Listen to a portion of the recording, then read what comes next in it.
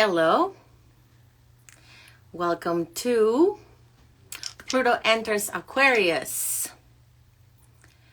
So, hi everyone. Today I am inviting an astrologer, a queer astrologer actually, Blake, and I actually met him through my book. Hi.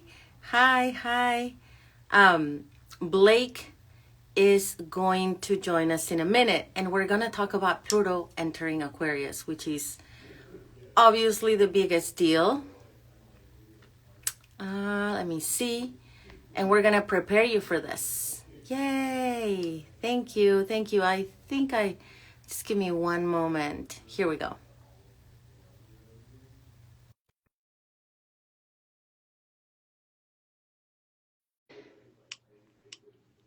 Da-da-da.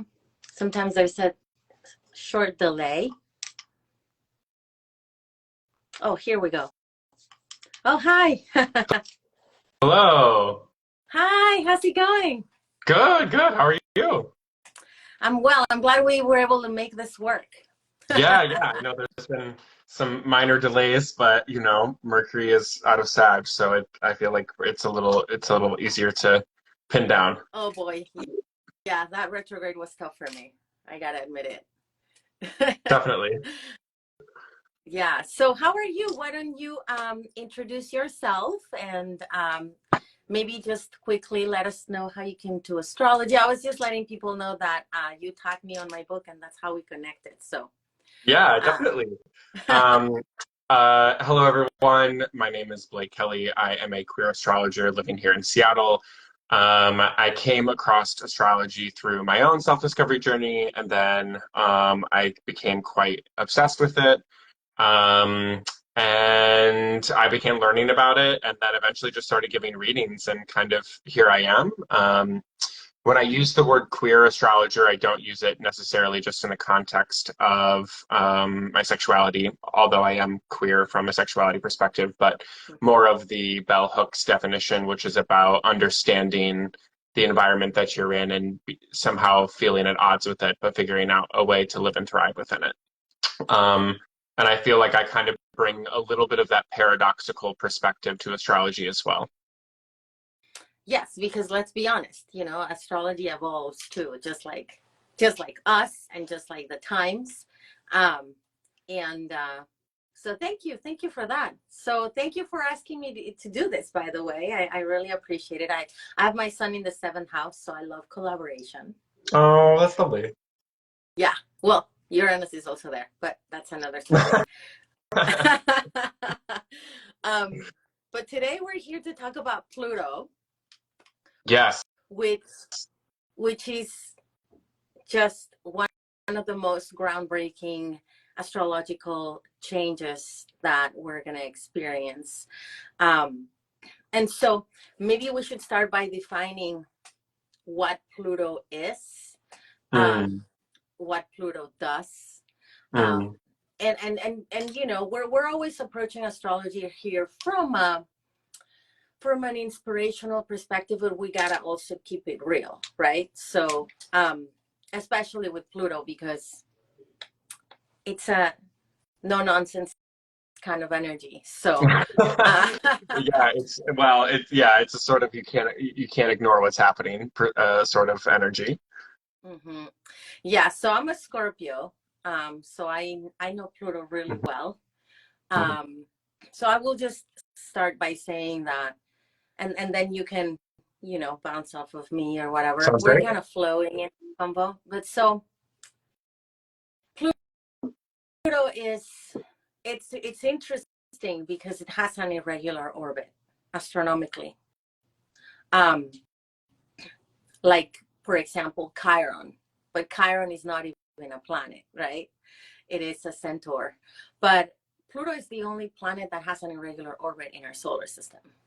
So that is really important for everyone to understand because it doesn't spend the same amount of time in all the zodiac signs like Neptune, Uranus, and all the other planets, including the sun and moon, Yep.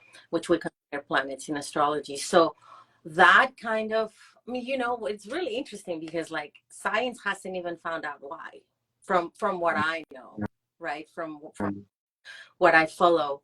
And so that takes us into, we're going, I think, into one of the longest transits of Pluto, if I'm correct. I think if I'm understanding it correctly, Pluto is slowing down. Well, I shouldn't say slowing down. It's getting longer in its transits through a sign. I believe Pluto in Taurus is the longest it spends in a sign, which is like 31 or 32 years. Wow. Yeah. Because from my understanding, it spends the least amount of time in Scorpio, which is it was like roughly 10 years.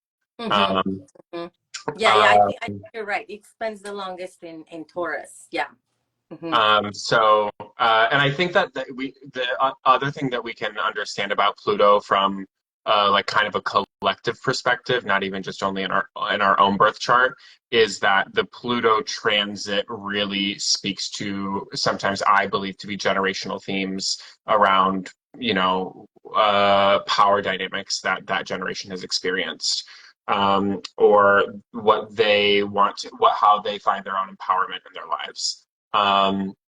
And I think that we can see that from like the different generations, from like the Pluto Leo generation, which a lot of that is the baby boomer generation, to the millennials who are Pluto Scorpio, and then Gen Z, which is Pluto Sagittarius. And just kind of experiencing the different ways that those generations experience their own, what happened in their lives based on growing up, like influences then their perspective. And that's another way we can think about Pluto too, is like what a generation experienced in their upbringing is also what's influencing how they experience the world as well.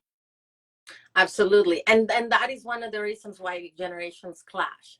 Obviously, Pluto is one of the three generational planets, along with Uranus and Neptune. But that is why we have such a difficult time understanding baby boomers, for example, just to give you an example, right? I'm from the Pluto and Libra generation. Mm-hmm. What are you? What's yours? I'm Pluto Scorpio. And okay. I'm also Moon Pluto. So. Oh, wow. Okay. That's interesting. Mm-hmm. So you know the intensity of this planet really well. Yes. Yes, I feel that, and obviously, well, I have a Scorpio moon, so a Scorpio moon on top of Scorpio Pluto, Scorpio moon Pluto.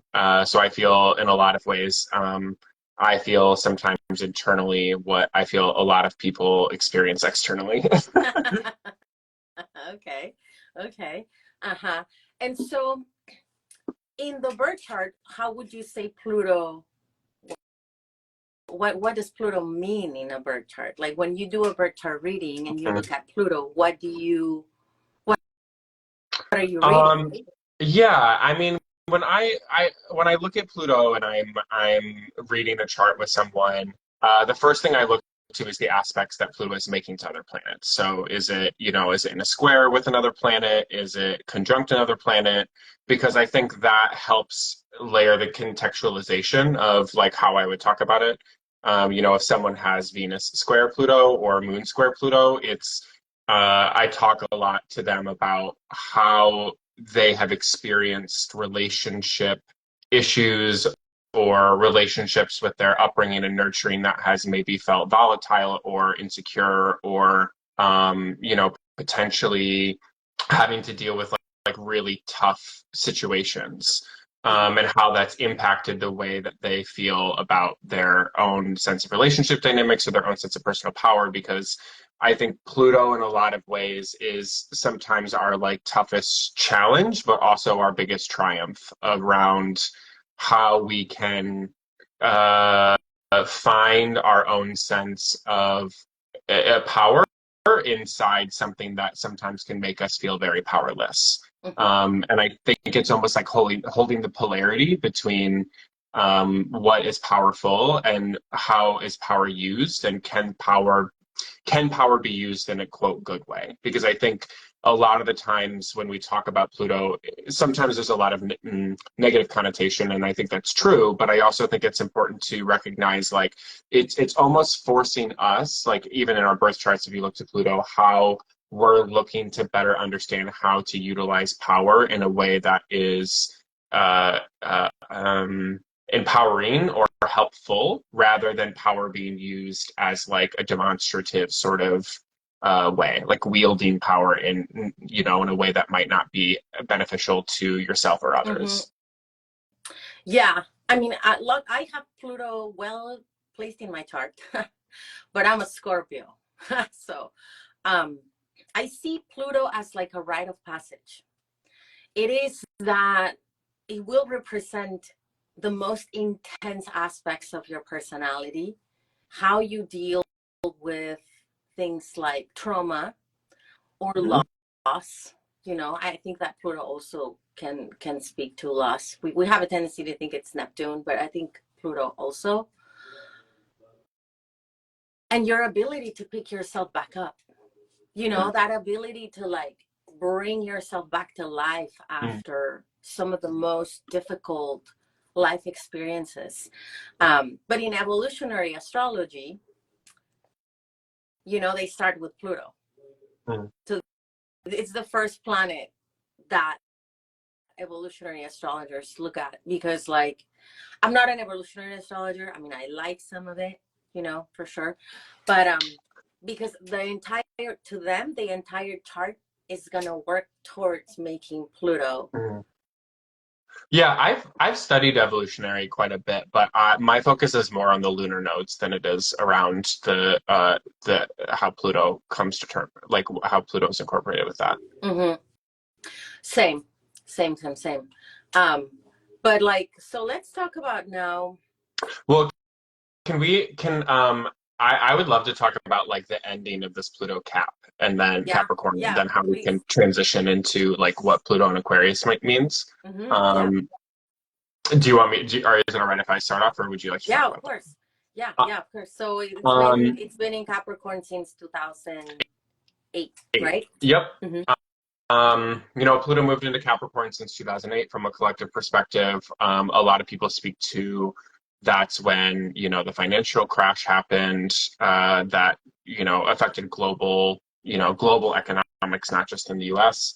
And, some would argue, even though we've recovered, some would argue that the economy has been forever changed because of that sort of crash, or because of the upheaval that happened in specifically the banking industry. And Pluto in Capricorn is about dissolving, and it's funny because you were talking about how lost sometimes is Neptune, but I actually think this in the same way that Pluto is actually about dissolving. It's about like, kind of exposing the things that we can't look away from anymore and making us face those truths. And I think Pluto in Capricorn is the overall question is, how are our structures not set up to be sustainable anymore, and what changes need to be set in place in order to make sustainability possible for the long term. And I think that that's a pretty difficult thing for the sign of Capricorn in general, because I think that Capricorn can sometimes be interpreted as like traditional, but I think that I don't think it's necessarily traditional. I think in our modern culture, that sort of energy has been co-opted as like, what of our institutions that need to, quote, continue on forever and ever because that's the way it's always been. And I think that from a collective perspective, Pluto has been forcing us to look deeper at our institutions and how it uses its powers and how that impacts us as a collective, and whether or not our structures are put in place to directly support the sustainability of Earth and the sustainability of our civilization. Yeah. So I think that what you were saying is that Pluto is the planet of the transformation, right? The shadow exposes the shadow. It rules everything that's below the surface, right? We can see it's a planet of psychology too, right? Pluto rules psychologists. It rules things like that are incredibly potent, It rules. When it was first discovered, I think it was when the atomic bomb was born. So just to give you an idea of the magnitude of what this planet rules, it's a pretty massive collective energy. So I really like what you were talking about, the shadow. I think that Pluto destroys. Yeah, That's kind of yeah. like it's kind of like its word. But so yes, I mean, and do you think that the Pluto in Capricorn at the end of Capricorn has been exposing the shadow of the capitalism, for example? Oh, 100%. I mean, I think that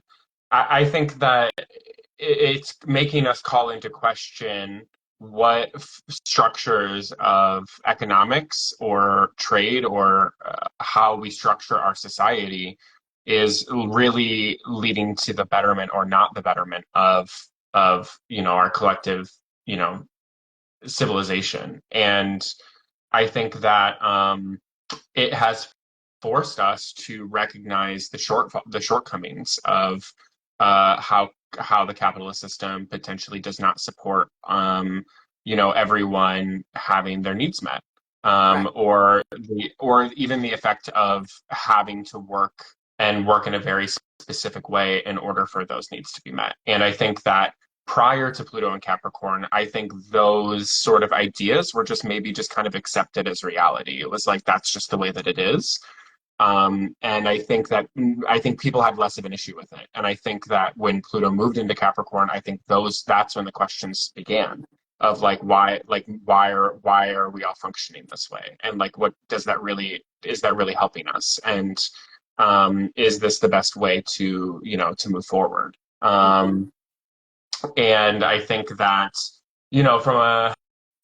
from a personal perspective too, I think you can look to your chart in Pluto and Capricorn to see where that transformation has been happening to you for over the past 15, 16 years. Mm-hmm. Mm-hmm. Yeah. Um, and Pluto, what's interesting too is that all the shifts in government, all the shifts in leadership, what what we used to think it was normal, like you were saying, like working 9 to 5, and I'm not saying it's not, but more and more it is not. Mhm. Like there are very few companies that have the 9 to 5, going to the office, la la la la, the hustle, the like hustle culture. Right. Um, just it's just pretty much gone. Yeah. You know, Yeah. um, I mean, would And you also like this would idea you? of like everyone wanting to be work remote. And I think the pandemic really kind of forced its hand a little bit during the Saturn Pluto conjunction in 2020 of forcing the structures to recognize ways that they had to accommodate, and the structures had to be changed in order to accommodate people's safety. And I think that that's like a really glaring example of what the power that Pluto has, of like forcing us to recognize from a universal perspective on the ways that things need to shift in order to create safety and security for people. Hmm. Hmm. We have a question here. Do you think the hustle nature is related to money? And since there is no money, the hustle is gone? Mm. I think, well, do you want to answer that or do you want me No, go to? ahead. Go ahead.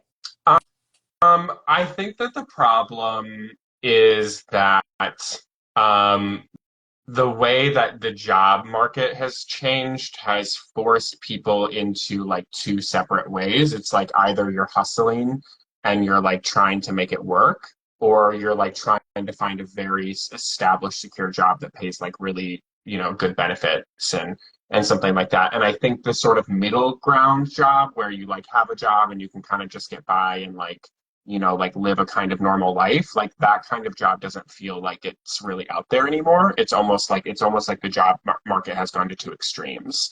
Um, and I think that might also be some Pluto and Capricorn as well. And I think that the sort of like hustle culture is because those are the gig economy, or as they used to call it, is kind of that's all that there is now. It's like, yeah, you can get a job anywhere. You can drive for Uber. You can you can do Uber Eats or whatever like that, but it's not like it's like a constant hustle to make sure that you're making your ends meet. And um, I think it's because the economy has shifted that people have been forced to go into that hustle mindset. Um, and I mean, yeah, like I think that as more people shift into those gig economies, that affects like supply and demand, and it affects how much money is getting paid to certain people, and then when more people are doing it, then people are getting paid less money for it, and it's like a constant adjustment to, I think, the limitations of agency that people feel in their ability to find certain jobs or what they're able to do to make ends meet. And going back to what you were saying in the pandemic, let's remind everyone that that was Pluto in Capricorn, Correct. being magnified by Saturn and Jupiter and all these other, and the nodes and all of this stuff, right? Well, the nodes were not there, but they were actually. But all of this was Pluto and going back to this question, I mean, I just think that there is money. It's just the landscape has completely changed, and it will continue to change. I think that this hustle. So, for example, Pluto rules control. Also, it rules sickness, or for example, pollution. Mm-hmm. Mm-hmm. It was only during the pandemic that we realized what we were doing. I mean, I don't know about anyone here, but I was going to the office 9 to 5, even like 8. Sometimes I was in the office at 8 a.m. I was working incredibly hard. I didn't notice how sick that was making me, actually. And Pluto went over my midheaven at that time. So I realized I couldn't do that anymore. Not that I could not that I could just couldn't. I didn't want to. I didn't desire to do it. I realized I didn't need to do it, right? And like many of us, I decided to quit. So I think that's gonna happen more and more because like it's the end of it. Yeah. It's done. It's Yeah. over. Like there's no. That's why when, for example, I had a few friends coming after the pandemic. Oh, we're gonna go back to the office. I was like, going back to the office? That's not gonna work. Like it's just not going to, because like that era of like the hustle, going back to the office, do as much as you can in one day, is over. And those are Capricorn. That's kind of like the shadow of Capricorn, of like work, even if you get sick, even if you're tired, even if you go. That is the shadow side of Capricorn. Yeah. So there's no going back. Well, I think that this is the rub, is like I think there's a lot of resistance from those structures and companies and corporations to this adjustment to the new type of an economy and a new type of working. And I think that there's going to continue to be this friction until something lets loose. I mean, I think that you're right. I think those days are over, but I don't think it's over that people are still having to go to the office sometimes, or still do it in that kind of way. And I think that there's like a resistance to like how much can the workers or the people from a collective experience demand certain changes be made to accommodate what they need in order to live and survive. But you know, everyone's having a hard time finding people that wants to do that. Yeah. Yeah. Oh no. Like I mean, companies and corporations are having a really hard time finding people that want to do that. So, you know, I mean, once a week, twice, once every 2 weeks, it's fine. But like, literally, and I'm telling you this firsthand, right? Like, people just don't want to. People just don't want to do it. oh no, No, I, I'm just not gonna do that anymore. no, Like, I hear you. But and this takes me. So do you want to say anything more about Pluto and Capricorn? Because then this is kind of like a good segue to, I think, maybe Yeah. going into, because there's this energy of individuality rippling through the collective during all countries. It doesn't matter if you are. I think my follower here, I think she is in New Zealand. So I think she's asking, and I think this applies to everybody. Yeah. and I think it's also about mm, systems and ways in which our countries, our globes have operated. I mean, I think conversations or words around colonialism, imperialism, I think those words were didn't used to be very well known anymore, and I think those are very whether or not people truly understand the context of what that means, I think those words are now uh, in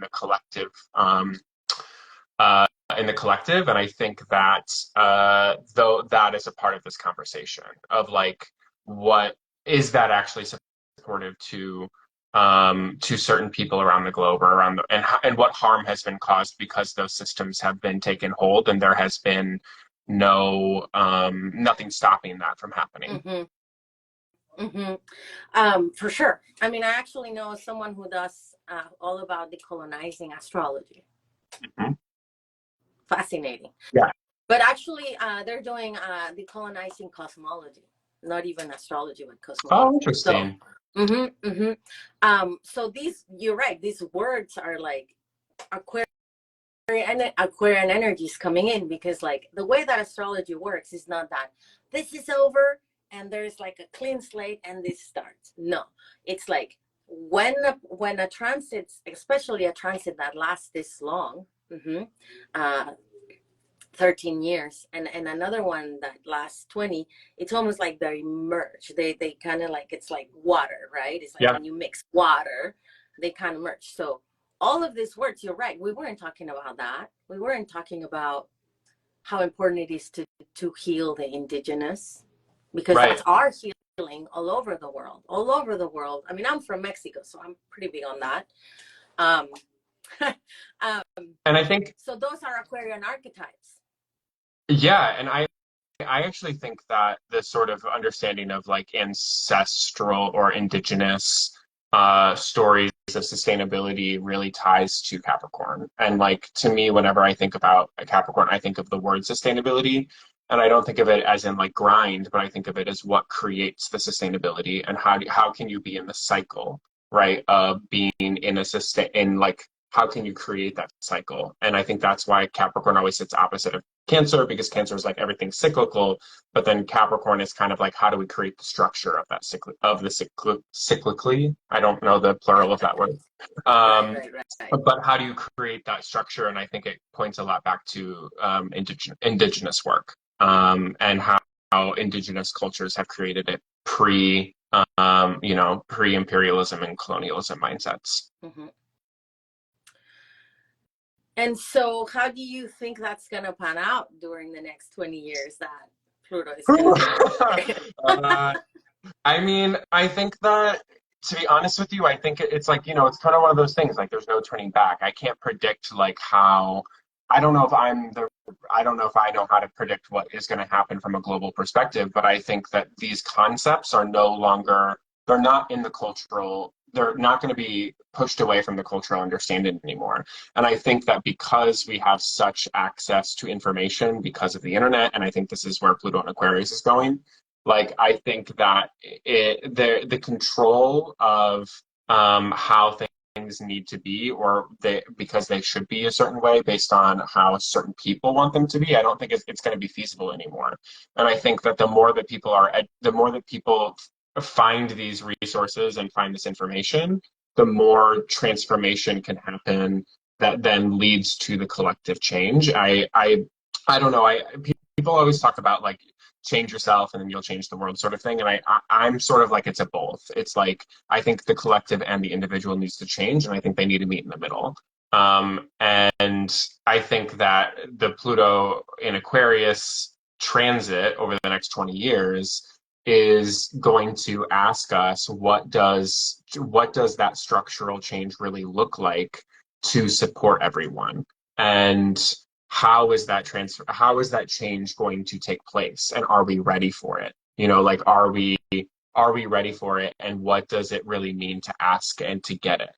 Because um every time that there has been major sort of transformation in the scale and the way that we're talking about, it has been you know, if you look at history, it's always been something that isn't just like a change of power, like a person became into power. There's something more substantial than that that happens. Mm-hmm. And um, I don't know if I'm not saying like I think one thing specific is going to happen, but I think when people talk about Pluto and Aquarius, the context of that is the last time that Pluto was in Aquarius, it was the French Revolution, you know, it was the American Revolution. And I'm not saying that there's going to be another revolution in the same context, but I think that those themes of collective sort of like freedom from structures that feel harmful, or even using the word tyranny, is going to be prevalent again. You know, I don't know how that's going to play out, but I think that those are the trends that we are going to experience over the next 20 years. Mm-hmm.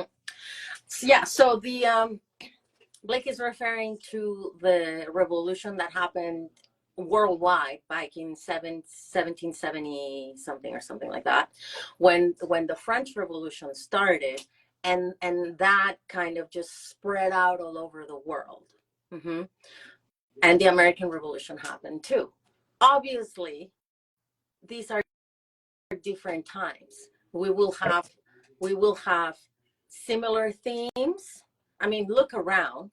Pretty much every country is tired of the government. Pretty Mm-hmm. much, in the Middle East, in South America, in North America, in a lot of It's places. it's the fracturing of our institutions. And I think it took me a long time to get to that statement, but I think that's what Pluto and Capricorn did. It's the fracturing of our The fracturing institutions that, and the corruption, the yeah. corruption of the institutions. So we will. I think. I mean, I will dare to say there will be a revolution. I think it will be digital, because, like, I mean, whether you want to think it or not, we've somewhat evolved, and also Aquarius rules the internet. It rules technology, so it will be. I think there will be revolution, but it will happen in a different scale. Yeah. It's not going to be exactly the same. It's going to be on social media, you know, on the internet, and things that Pluto rules, which is technological. Um, and we can also experience, I feel like we're already experiencing a lot of technological advancements that speak and that scream Aquarian archetypes. All Yeah. of the AI stuff that started, what was it, a year ago? Mm-hmm. Well, it's been ongoing, but when it actually like took off was a year ago. Yeah, it was right when Pluto entered Aquarius in March of last year. When when first entered Aquarius. So, and this is another thing to let everyone know, because Pluto moves so slowly. It doesn't just fully go into another sign. It kind of goes in, takes a peek, and retrogrades, and then goes in and takes a peek, and it retrogrades. And that's what it was doing in 2023. And the reason why we're doing this now, it's because in 2024, Pluto will spend more time in Aquarius than in Capricorn. Yep. It's going to stay in Aquarius. It has this one last detour in September and October, but it's pretty much in there. And so astrologers are thinking that this is the real entrance. And when AI started, I remember, because I was in New Zealand actually a year ago, and I was kind of like out there. I was like not paying attention to anything. And when I came back to the States, people were going crazy about AI. It was like it's some switch had just flipped, you Yeah, know? yeah. And People all were of a sudden it so was just worried. incorporated. Yeah, it Yeah, was just like people were so worried incorporated into about it. everything. And I was like, oh my God, they're going to take our jobs and the robots and all of this. So, like, Well, I think I'm glad that you mentioned that, because I now this is something that I do think that Pluto and Aquarius is inviting, is I think that AI is going to become so advanced in some ways over this Pluto and Aquarius transit that I think it will lead to the elimination of some jobs that can be done by that. And I think that the encouragement, hopefully, is that governments will respond by offering some sort of universal basic income. Because I think that, to me, that feels like that is a Pluto and Aquarius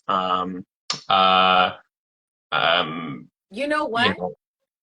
It might be Uranus.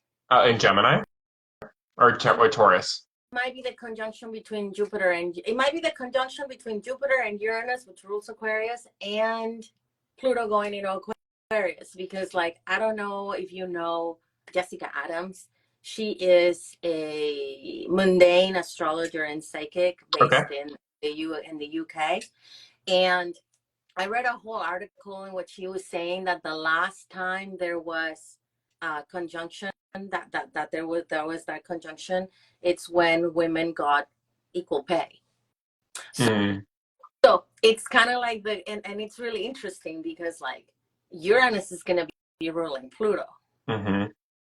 Right. Well, I know that in traditional astrology, I use both rulerships. Yeah.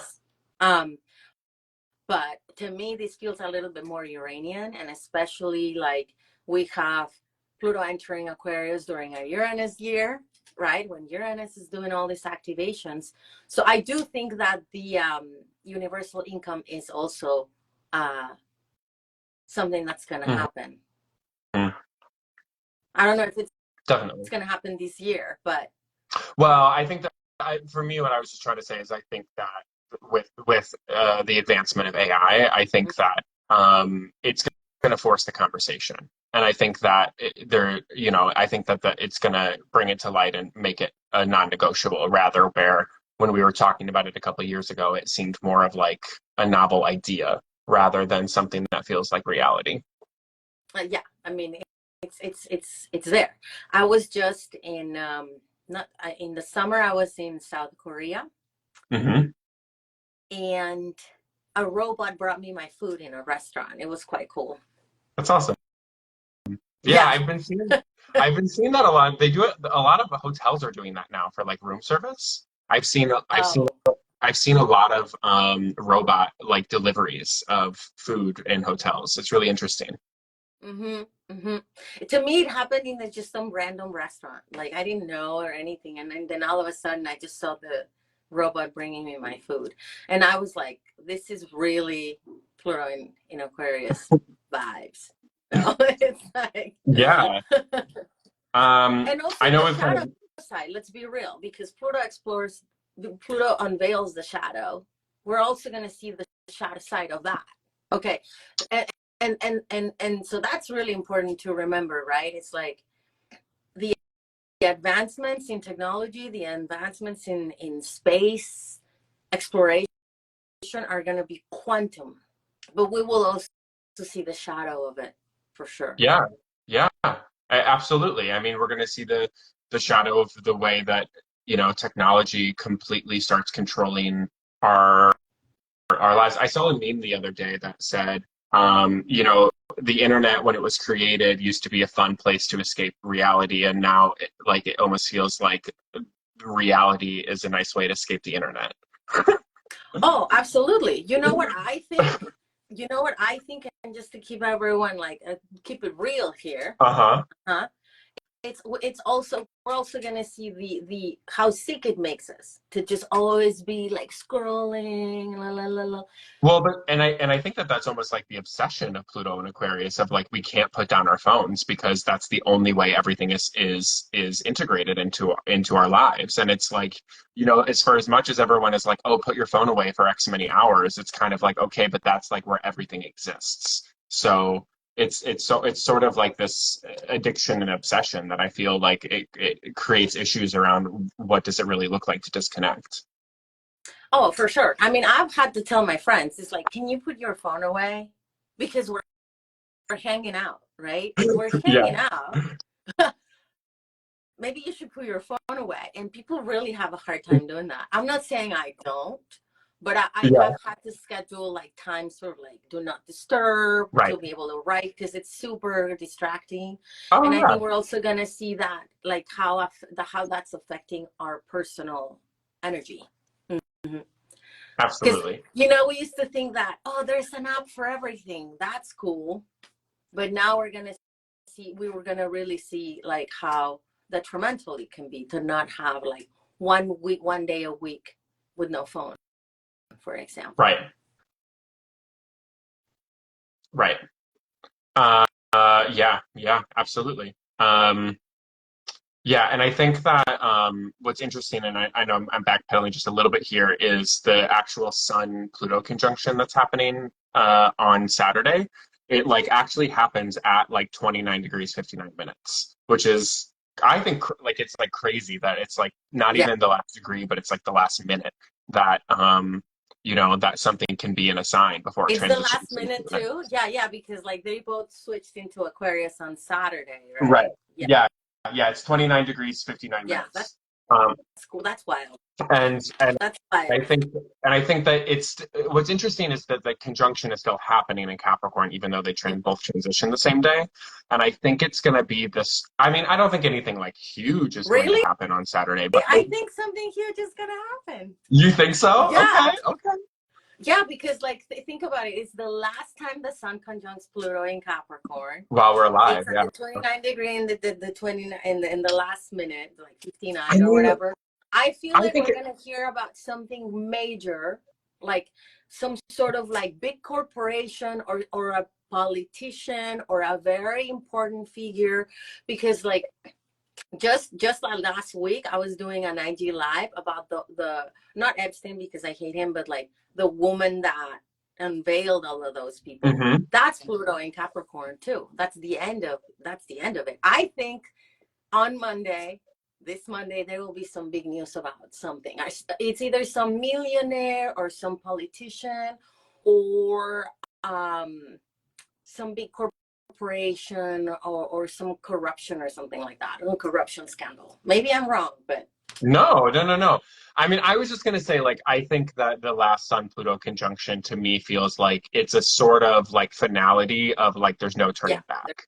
Of we're in a situation now where we cannot return to what was, and we need to create what is moving forward, and it cannot be the way that we've structured things before. And I think that the tension that we are going to feel with Pluto in Aquarius is the institution's resistance to that change mm-hmm. because it just because Pluto is no longer in Capricorn doesn't mean that those institutions want that change.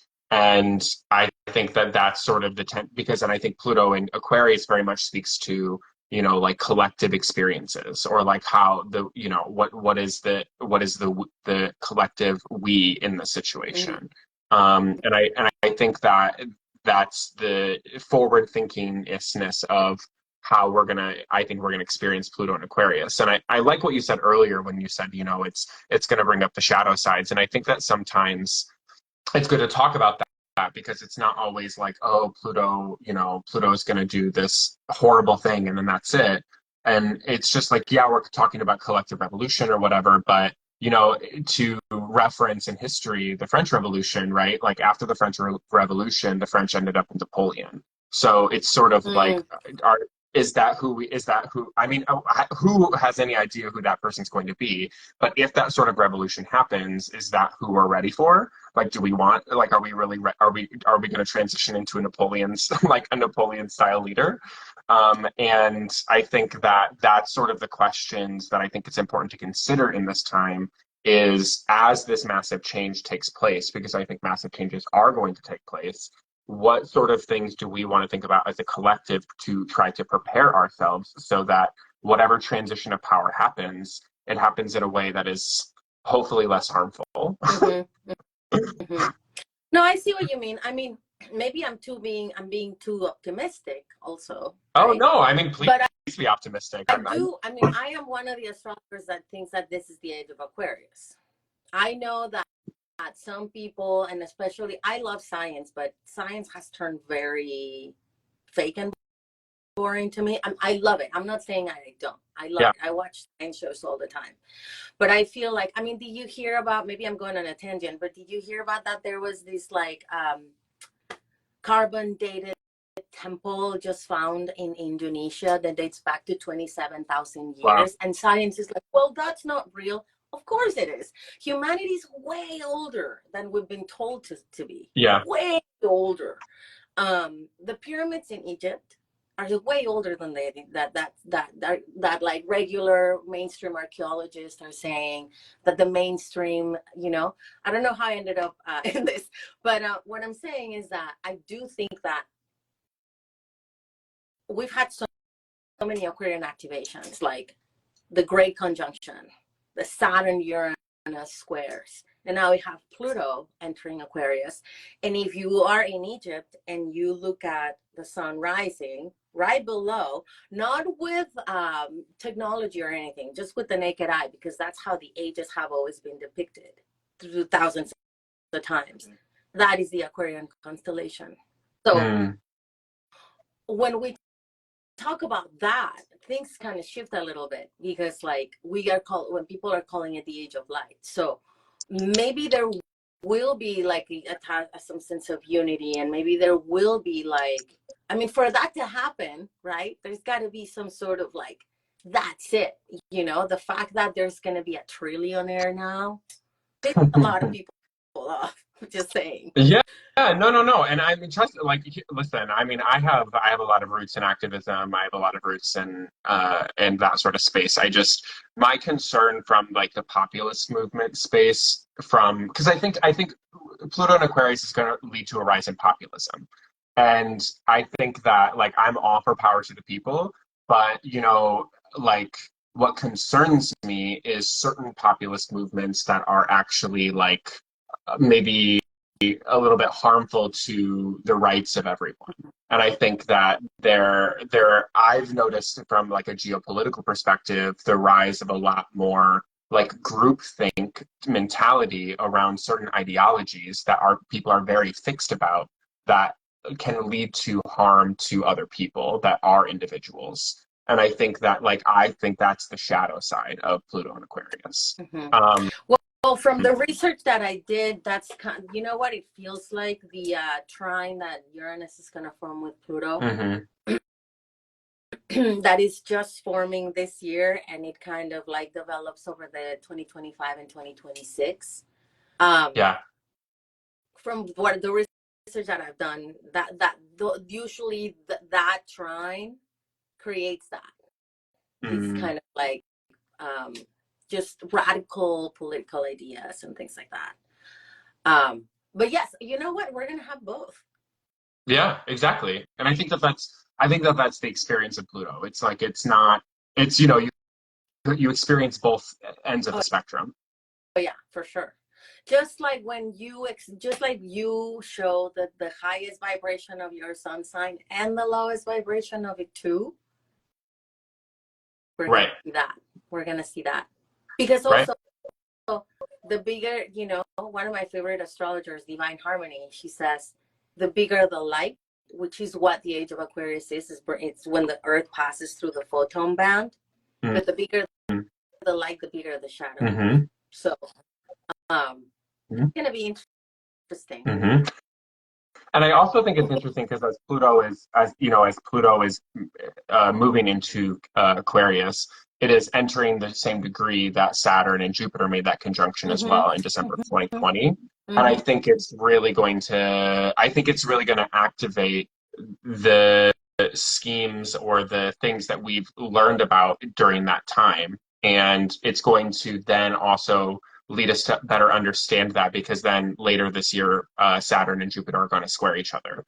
And I think that like Gemini, Saturn, Jupiter and Gemini and Saturn and Pisces square this year is also going to like have to have us course correct a little bit from something that we learned about in December 2020. And I think Pluto is going to like force the issue. Yeah, that degree. Yeah, that degree it's very interesting. And so what do you think that we can do as individuals? Like, obviously, I'm going to say it right away, Capricorns, you're graduated. Congratulations. I'm married to a triple Capricorn, so. You're like, thank goodness, this is, like the evolution is. Congratulations. No, and you know what? I realized that I met him. I'm Pluto for him, and I'm a Scorpio, because we've been together for 14 years. So that kind of resonates, right? It's like 14 years. It's like totally changed his life for the better. But Pluto can do that. Yeah. Pluto can help you change your life for the better. That takes me to the like personal, Absolutely. the cardinal signs receive this like enormous graduation in a way, you know, if you have any, even if you don't have anything in the late degrees, I think it just feels like da-da, kind of you get your diploma or transformation, you know, if you have anything in like the cardinal signs, so Cancer, Libra, Aries.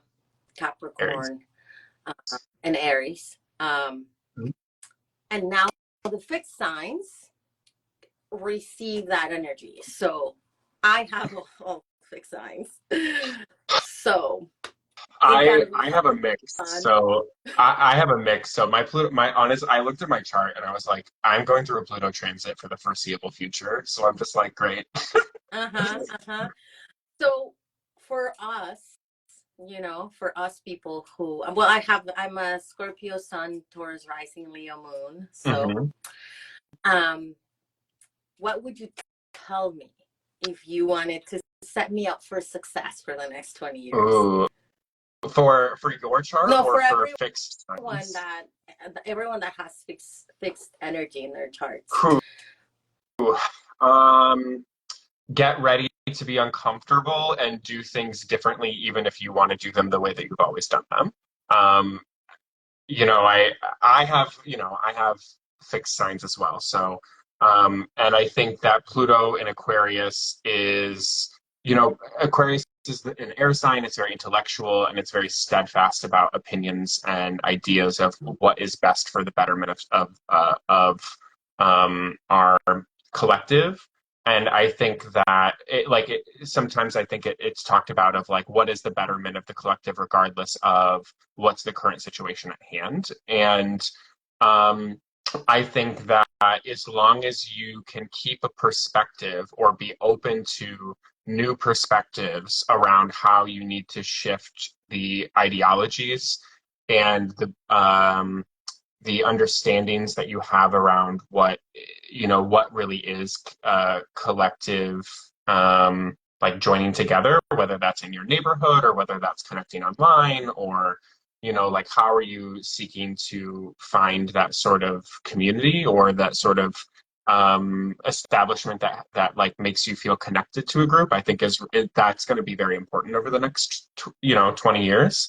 um, and I think that it's about, for fixed signs, I mean, for rising signs, if you have, for rising signs, I think it's really important because it's impacting your angles, your first, seventh, 10th, and fourth. So there's stuff about yourself, your relationships, your career, and your home life that is going to seek that sort of change.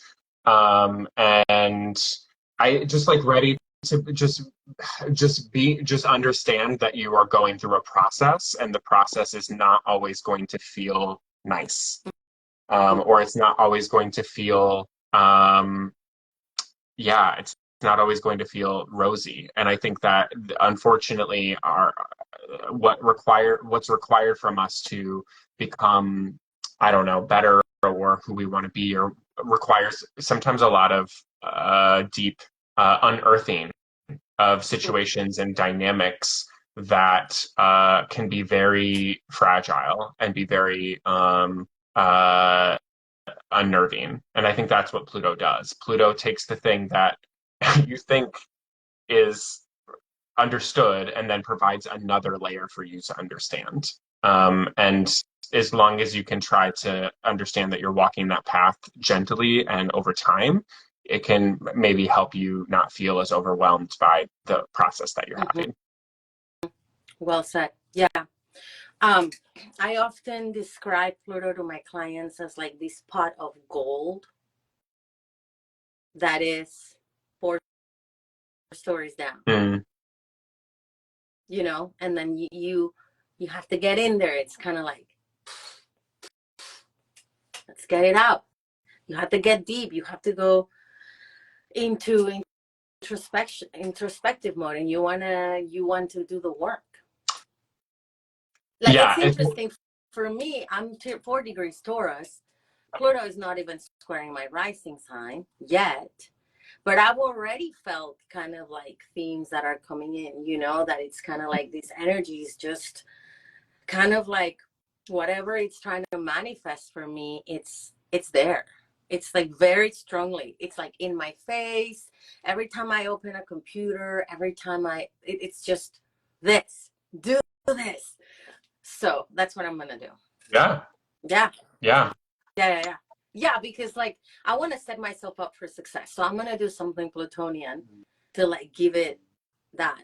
And I'm sure that that's not gonna be all that I'm gonna experience, but it feels like a Pluto thing to me. Like you're intentionally gonna do something plutonic, is what you're saying. Yeah, for sure. Well, it's intentional, but it's also I feel like I'm being asked to do it. Yeah. Yeah. So, mm-hmm. Pluto is about to enter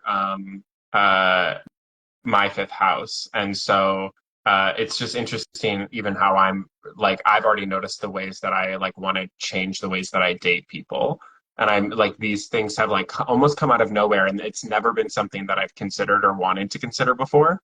And all of the sudden, I'm just like, oh, what if I just do this completely differently than I've ever done it before, and I don't know why. and and it's sort of like, oh, okay, like that. I guess that's just the way it is. Mm-hmm. Mm-hmm.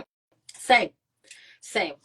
Pluto for me. So for everyone, just look at Aquarius in your birth chart, and that is the area of life that Pluto is going to greatly transform in your life.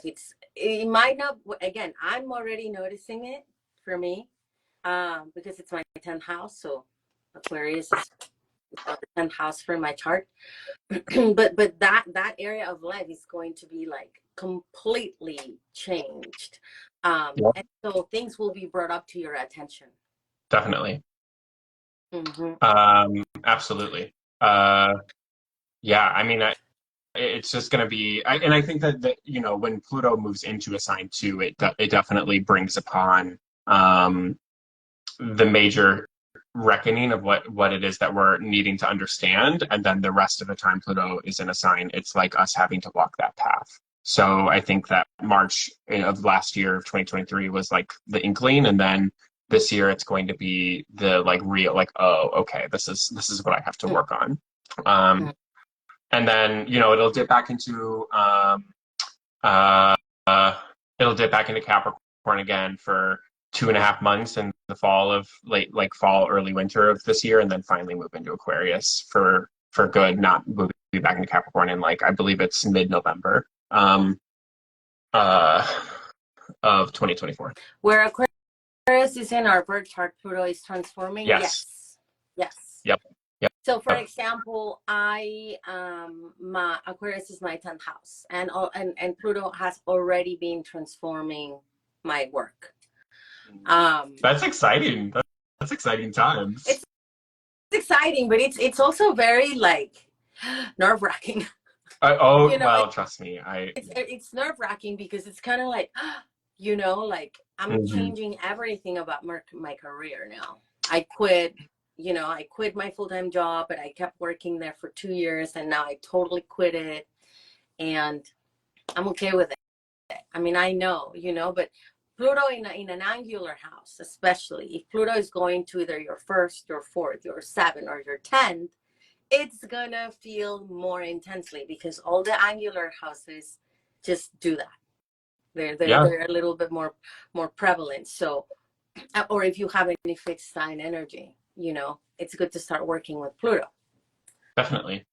Mm-hmm. Yeah, absolutely. Yeah, is there anything, I mean, I'll ask the same question to you. Is there anything that you would say to someone that has fixed signs about as Pluto moves into Aquarius about how to work with it? Yeah, I mean, usually, I mean, obviously I have a lot of clients that have had Pluto on their moon or on the rising sign, transiting there. And I'm always trying to look for a positive perspective. I always invite Pluto kind of like as an archetype. Mm-hmm. Right. So I said, think about these archetypes. For me, Pluto is the shaman. That's the first archetype. The therapist, the healer. Those are the highest vibration of Pluto. It's like, well, which hat would you like to put on? or which had or who would you want to work with? Definitely. Do you want to work with the shaman, or do you want to go to therapy, or do you want to? And also, I feel like it's like, you know, also dealing with your own Plutonian problems that you already carry from childhood or Oh, from, absolutely. so it is kind of like it's the scrape from the inside out. Right. You know, it feels like a scrape from the inside out. It's like whether you go to Peru and do a bunch of ayahuasca ceremonies, or you go to therapy for 10 years. I mean, I personally don't like any like type of like regular therapy. I'm a little bit more holistic, right? So for example, I say hypnotherapy is really helpful with Pluto transits because it deals with the subconscious mind. So, Yep. Or the tarot, right? Taking a tarot class, because it's the same.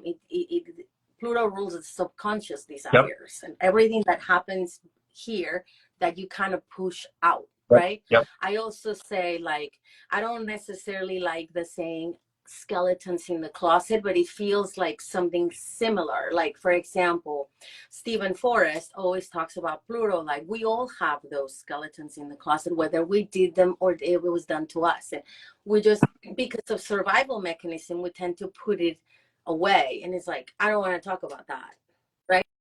Right. I don't want to talk about that. I don't want to deal with that. You're going to have to deal with all those things when you have a Pluto transit. So it's good to know that if you have some trauma, this is the time to like, Right. you know, get it all taken care of, because it follows you. It doesn't go away. It's energy, right? That it just gets stuck in there, and you have, and that closet is open now. Yep. And here it is. And the sooner you deal with that, the more you can rise above later, like the phoenix rising, right? Like it's kind of like Scorpio energy is like the phoenix rising from the ashes. But first you have to go down, find the pot of gold, and then after comes the phoenix moment. Yep. So that's what I would, that's what I tell my clients. Yeah. To inspire them, because, like, you know, at the end of the day, that's what we're trying to do here, right? Inspiring others. But this has been a lot of fun, and I just wanted to give more space in case you wanted to say anything that you didn't get to say or anything. But this was fun. Thank you. It's not easy to talk about Pluto. No, it's not. Well, I mean, I have Moon Pluto, so I feel I'm comfortable. Right. I feel like it. I have a Moon Pluto sextile. Oh, okay. Mm-hmm. Yeah, I mean, I just think that I talk about a lot more in depth about what Pluto and Capricorn was. I have actually a lecture recording on my website that talks about Pluto and Capricorn, and then what we can think about as Pluto moves into Aquarius, and what we can think about from a collective experience as we, you know, I don't know, we kind of talk about in these unprecedented times, but I think it's only going to increase. I think we're only going to increase this sort of in these unprecedented times categories. So if you're looking for more information on that, I do have a lecture on that. You know, but otherwise, yeah, I am an astrologer that started out a couple of years ago, and actually, when the Saturn-Pluto conjunction happened, it was during my Saturn return. Wow. Really? So I was experiencing a Pluto-Saturn transit as I was experiencing my Saturn return. Wow. You have Saturn in Capricorn, obviously. Yes, I have Saturn in Capricorn. That's my and midheaven where that happened, by the way. Oh my gosh. But that's when my book came out. Oh, okay. That's when my book, or when the whole book happened. So see, Plutonian things do have good effects, but you have to be willing to like get in there and do the work. Right. And like, you know, basically when Saturn entered Capricorn, which I think was 2018, if I'm remembering correctly, that is when I started doing trauma therapy.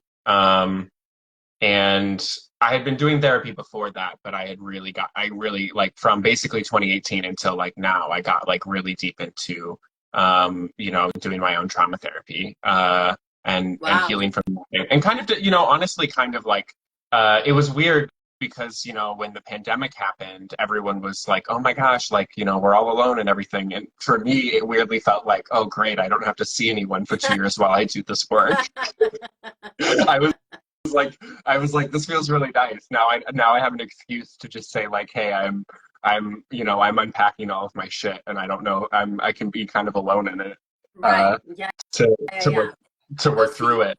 I'm glad that we shared this because like it shows that Pluto transforms and it can transform you into a better person if you're ready to deal with your shadow. Not that I don't, or not that you, I mean, we all have it, right? Yeah. But like if you want to deal with your shadow and transform your life in a positive way. And the other thing I'll say about shadow, because I think that, like there's something that's helped me in my journey, and I'll just share this, and I think maybe this will be helpful for people as they're thinking about this for this Pluto transit. I used to be really like negative towards my shadow. I used to be very like judgmental and very sort of like I need to fix my shadow. Like I need to like somehow like I do whatever it is I need to do in therapy or do whatever it is I need to do to make sure that like I'm like, like it's like I've healed. I've done everything I need to do. And I think that approach was not actually helpful for me because it wasn't treating myself and it wasn't treating my shadow parts with a sense of compassion and understanding. And I think as we go through that sort of, whatever you want to call it, dark night of the soul, that kind of approach, I think it's really important to hold yourself as much as you can with that sort of compassion and understanding around why those exist in the first place, so that you can kind of accept that part of yourself to be able to transform. Because I think that's where, to me, that's where the magic really happens. Like Carl Jung said it, until you integrate, if you don't integrate your shadow, I have this quote in my website. If you don't integrate the shadow, it will control your life and you will call it fate. Mm-hmm. So it's more about integration. Is that what you're saying? Instead of like putting a band-aid on, it's more about giving it love or integration or accepting it. Yeah, I think it's just it's a part. I think I just think that like things that I think that as a human, sometimes there is a way that we are always going to experience some sense of issues in our lives that feel deep or that feel transformative. And maybe I'm just speaking from my experience. And I think that the more that you can just completely be embodied with that, like I think it's about changing. For me, it was about changing what the perspective or understanding of what your shadow is that helped me with it. Because I used to be like, oh, there's something that's wrong with me and I don't know what's wrong with me and I have to fix it. But how do I know what's wrong with me? Like it was like one of those, like, I don't know, like rumination things. And I think that being able to face it with a sense of like where all of that came from and why, like, helps you come to a firm understanding and acceptance of the shadow parts or the parts of you that you don't, that you push down or that are subconscious. And I think the more that you bring it into the light, the less it controls you, which is, I think, what you were quoting with Carl Jung. Mm-hmm. Mm-hmm. Yeah. Well, that's a very inspirational way to go. So thank you for that. And thank you for sharing your experience. Of course. Well, we did it. We did it. Yeah, we talked for just about an hour. So I mean, yeah. I feel like it was a good conversation. Yeah. And yeah, if thank you for inviting me on. In Seattle, right? You're based in Seattle? I am based in Seattle, yep. Mm-hmm. Okay.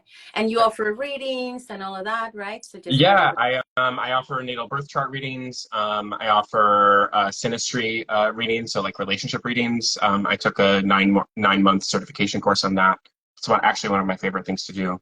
It's amazing. Yeah, that's when astrology gets really exciting. it's just like I gave a relationship reading in last month, and I like having the conversation with the two people, and I could describe the dynamic that they were in, and like naming that experience and like having it come to light, and then they were like, "Oh, that's what's happening." It was Hmm. just like it was It's like such real. a it's It's just real. it's Uh, just such a it's just like such an amazing amazing thing. So yeah, I give birth chart readings. I also teach astrology one-on-one. So if people are interested in learning astrology one-on-one, I do offer that as well. And I also do tarot readings as well. So you can book those all on my website, or you can reach out to me on Instagram. And I do new moon horoscopes for your tango. nice. Yeah, I saw that. That's awesome. Yeah. Well, Well, thank you so much for thank you inviting me for doing on, this. Yes. And so and much I still have your book. here. I still have your book on my shelf, and Oh, I look thank at you. I Thank you. still look at it because I'm in a progressed full moon phase, so I'm like, "Ooh, Oh, yep, it's yeah, big that's fun. energy. My moon just went into the 12th house. Well, sort of Um, recently.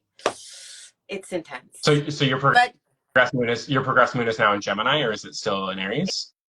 it's in Aries. Aries. Hmm. Hmm. But I'm glad the Pisces is over because my south node is in Pisces, so that sucked. Uh, Um, yeah. but it's interesting. So the progressed moon is one of my favorite things to do. I'm actually going to do an IG live about that. Pretty It's so good. soon. Progressed moon phases are so It's cool. everything. It's everything. I agree. I've started. Well, I'll, speaking of Pluto, I'll say this because I know we're still talking. My progressed Pluto is on my progressed ascendant, and it's basically going to be there forever because The Pluto. ascendant progressed to it. Yeah, well, yeah. So my progressed ascendant and my progressed Pluto are conjunct right now, Mhm. and it is Pluto moves so slowly, and the the progressed rising sign through the years moves pretty slowly as well because I have fall. I'm in the fall aspect of those risings, so they move slower. And I was like looking like 8 or 10 years out, and I was like, can Pluto please get off my ascendant?